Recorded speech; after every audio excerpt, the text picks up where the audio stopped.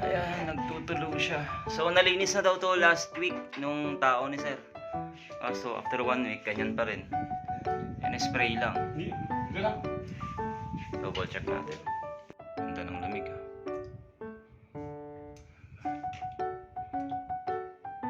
Okay, yung lamig. Tulo lang.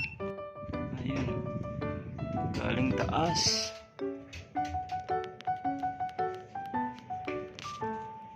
Ayun, sobrang dumi. Kailangan ito pull down talaga sir. Hindi nalilinis ng gusto. Doon galing sa taas. Ayan, tulog.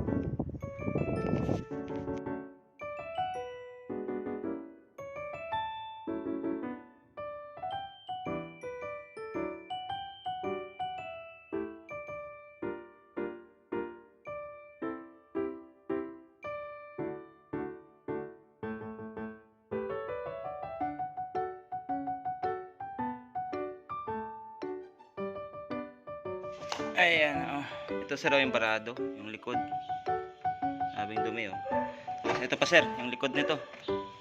Yan, parado. Yan, oh, nakita nyo pa yung lumot. Yan yung lumot, oh. Yan, ang dami. Ito. Yan sir, oh. Yung lumot. Ayan. Sir, kinakalawang na rin pala, oh. Tapos ito yung secondary, oh. Barado ng lumot. Barado, oh. Kaya hindi nakakatawid yung tubig. Yan. Pati dito. Oh. Diba? Ito likod. Ayan. Ayan. So, linisin na namin. Kikalas po lahat yan. Ang ganda kadumi sir, oh. Diba? Ang gal. Oh, ito. Tignan mo.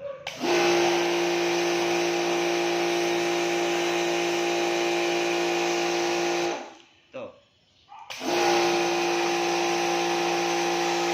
Madumi pa rin talaga sir. May tubig, oh. Ha?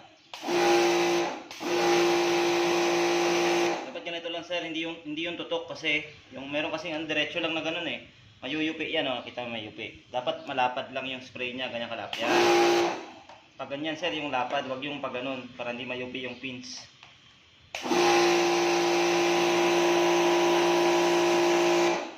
Diba?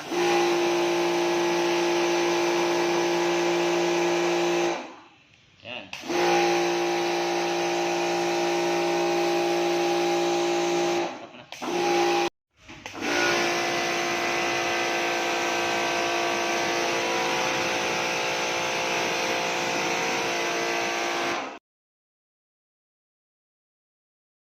Ito na siya. Wala na yung mga bara-bara. Ba't ganyan? Sa yung likod. Ayan. Diba?